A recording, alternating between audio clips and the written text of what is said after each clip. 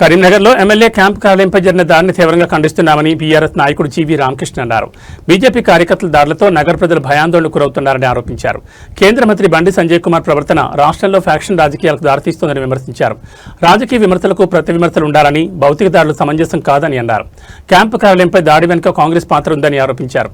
BJP, Congress పార్టీలు కలిసి BRS ప్రజాదరణను అడ్డుకునేందుకు ప్రయత్నిస్తున్నాయని ఆరోపించారు. బీజేపీ దాడులకు బీఆర్ఎస్ భయపడదని, దాడికి నిరసనగా నగర బంద్ నిర్వహిస్తున్నామని తెలిపారు. ప్రజలు స్వచ్ఛందంగా బంద్కు మద్దతిస్తున్నారని అన్నారు. ప్రెస్ మిత్రులందరికీ నమస్కారాలు. వెరీ వెరీ గుడ్ మార్నింగ్ మీ అందరికీ. నాతో పాటు ఈ ప్రెస్ మీట్లో పాల్గొన్న మా నగర అధ్యక్షులు గౌరవనీయులు మిత్రులు హరిశంకర్ గారికి, ఇద్దరు మాజీ లైబ్రరీ చైర్పర్సన్స్ పొన్నం అనిల్ గౌడ్ గారు, అదేవిధంగా ఈను రాజేంద్ర రెడ్డి గారు, అదేవిధంగా చీట్ రాజేంద్ర గారు, మా సుధా కలెక్టర్, మా టౌన్ మైనార్టీ అధ్యక్షుడు షౌకత్ గారు, జమీల్ గారు, అదేవిధంగా షౌకత్ గారు, పవన్ గారు, తిరుపతి నాయకు, వసంత్, ఇంకా అందరూ మా మాజీ చైర్మన్ రాజు, కార్పొరేటర్స్ ఎవరైతే ఉన్నారో, మా ఎన్నుకున్న మా యొక్క యువ సైనికులు, మా పార్టీకి సంబంధించిన వారు అందరికీ పేరు పేరున నమస్కారాలు. నిన్న కరీంనగర్ నడి ఒడ్డున ఉన్నటువంటి మాజీ మంత్రివర్యులు కరీంనగర్ షారిన్ సభ్యులు గారి యొక్క క్యాంపు కార్యాలయం మీద భారతీయ జనతా పార్టీ గుండాలు దాడిని మేము తీవ్రంగా ఖండిస్తున్నాము. ఈరోజు కరీంనగర్ ప్రజలందరూ కూడా ఆ దాడిని చూసినాక భయభ్రాంతులు అయిపోయారు. అసలు కరీంనగర్లో గత చరిత్రలో ఎన్నడూ కూడా అధికార కేంద్రాలపైన దాడి ఎన్నడూ జరగలేదు. ఇది మొదటిసారి.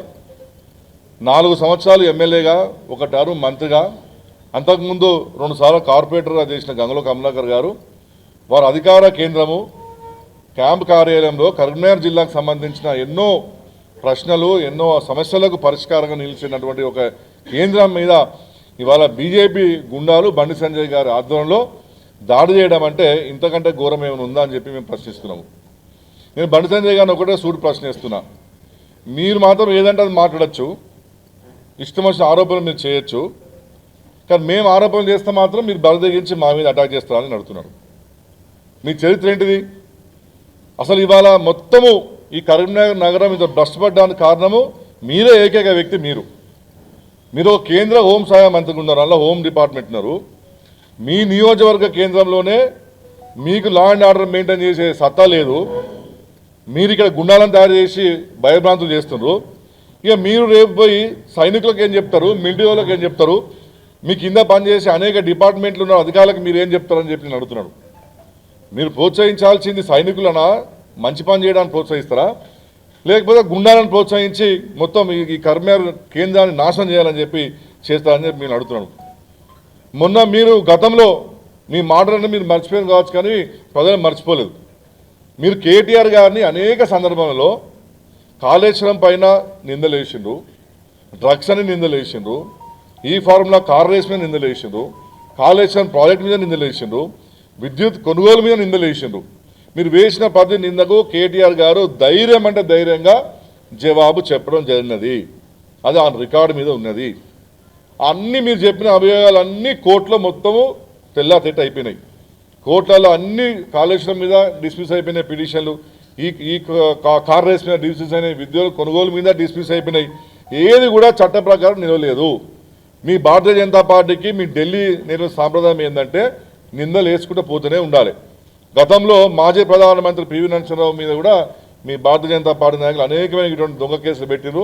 ఆయన కూడా మౌనంగా ఉండి మొత్తం కేసులన్నీ కూడా తీసుకుని ఉన్నారు. ఇవాళ మీరు చేసేది అదే. మీ ఢిల్లీ ఇచ్చిన ట్రైనింగే కేసీఆర్ గారిని, కేటీఆర్ గారిని బదనాం చేయాలి. కానీ ఈ దేశంలో ఇంకా న్యాయం బతుకుంది కాబట్టి అన్ని కేసులు పోయినాయి. అంటే మీరు అంటేనేమో ఒకటి, మేమంటే ఒకట. మీకు కేటీఆర్ గారు అన్న మాట ఏంది, నీ మీద అభియోగాలు ఉన్నాయి అంటే జవాబు చెప్పాలి దానికి. నువ్వు అటని చెప్పి వచ్చి మా మీద అటాక్ చేస్తావా? అంటే మేము పిరికి పొందలేమా టీఆర్ఎస్ పార్టీ కార్యకర్తలు? మీకు అంతా కూడా వెనకటంతా మొఘల్ ఎంపైర్లు చరిత్ర చెప్తావు కదా, దొంగచాటం దెబ్బ కాదు, దమ్ముంటే చెప్పి అటాక్ చేసి చూపిస్తాం మా తడాకేందని, టీఆర్ఎస్ పార్టీ కార్యకర్త తడాకేందని. తెలంగాణ ఉద్యమంలో కడుగొట్టిన ముఖ్యమంత్రి, తరిమి కొట్టిన ట్రైనింగ్ ఇచ్చిన మా కేసీఆర్ గారు, వైఎస్ రాజశేఖర రెడ్డి ఏంది, చంద్రబాబు నాయుడు ఏంది, కిరణ్ కుమార్ రెడ్డి ఏంది, రోషే ఏంది, అసలు పార్టీలో భూస్థాపితం చేసి చేస్తా కదా మా టీఆర్ఎస్ పార్టీ ట్రైనింగ్. ఇక మీరు వచ్చి అటాక్ చేస్తే మేము భయపడతామా? ఏమైంది నేను వచ్చి కొడితే? కారు అద్దాలు వల్ల కొట్టిన కొత్త కారు కొనుక్కుంటాం. ఏమి అయ్యేది పోయేది మాకు. వచ్చి ఫర్నిచర్ తగలబెట్టిపోతారు. ఏమైతుంది ఫర్నిచర్ తగలబెట్టిపోతే? ఎవరు బదనామైంది? ఇవాళ మీ బీజేపీ బదనామైంది. ఇవాళ మీ భారతీయ జనతా పార్టీ ఇవాళ నగరంలో ఇంత దుర్మార్గమైన చర్య తీసుకుంటుందని చెప్పి ప్రజలు మాట్లాడుతున్న పరిస్థితి వచ్చింది. ఇవాళ ఎట్లయిపోయిందంటే పరిస్థితి, మేము ప్రశ్న పెడితే మా చుట్టూ పోలీసు వలయం అంటే ఎక్కడ నీ గుండాలు వచ్చి మనం కొడుతారు అని చెప్పేసి. ఇక రేపటి నుంచి కరీంనగర్లో ఎవరు ఫంక్షన్ చేసుకున్నా అక్కడ పోలీసులు ఉండాలి, ఎవరు షోరూమ్లు ఓపెన్ చేసినా అక్కడ పోలీసులు ఉండాలి, ఎవరైనా నిజంగా బారా చేసుకుంటే పోలీసులు ఉండాలి. అంటే ఇది ఒక మాఫియా తయారు చేస్తున్నారా మరి మీరు కరీంనగర్లో? బీహారు, మహారాష్ట్ర, మధ్యప్రదేశ్ లాగా ఒక మాఫియాని ఇవాళ బండి సంజయ్ మాఫియాని మీరు తయారు చేస్తున్నారని చెప్పి నేను అడుగుతున్నాను. రాజకీయంగా విమర్శలకు ప్రతి విమర్శ ఉండాల్సిందే, వాళ్ళు ఏమీ తప్పంటే లేదు. మేము ఒకటి ఇస్తాం, మీరు 4 వేయండి, దాన్ని మాట్లాడదాం. భౌతిక దాడులు ఏంది?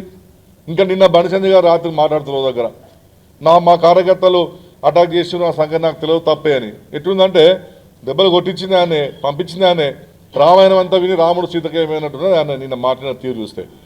మరో ఇంకొక విషయం కూడా మేము చెప్తున్నాం, నిన్న 100% నిన్న క్యాంపు కార్యాలయం మీద దాడి వెనకాల కాంగ్రెస్ పార్టీ ఉన్నది. దానికి నిదర్శనము నిన్న చొప్పదండి శాసనసభ్యులు నిన్న వారు ఏం మాట్లాడారు, ఎమ్మెల్యే గారు, ఇటువంటి దాడులను స్వాగతిస్తున్నాము, ఇంకా ఈ దాడులు కొనసాగుతాయి అన్నారు.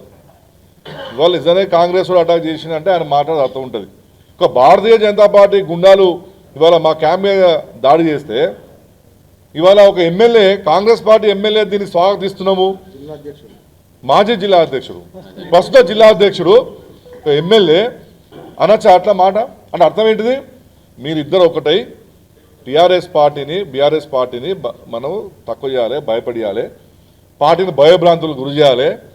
ఇవాళ కాంగ్రెస్ చచ్చిపోతున్నది, బీజేపీ లేస్తలేదు, ఈ జిల్లాలో బీఆర్ఎస్ పార్టీ బ్రహ్మాండంగా ప్రజల ఆదరణ పొందుతుంది కాబట్టి ఏదో విధంగా వీళ్ళని భయభ్రాంతులు చేస్తే రేపు నుంచి కార్యకర్తలు బయటికి రారనే ఒక ఉద్దేశంతో ఈ పిచ్చి చేష్టలు చేస్తూ దయచేసి మానుకోండి అని చెప్పి నేను ఇవాళ కాంగ్రెస్కి అదేవిధంగా బీజేపీకి నేను చెప్తున్నాను.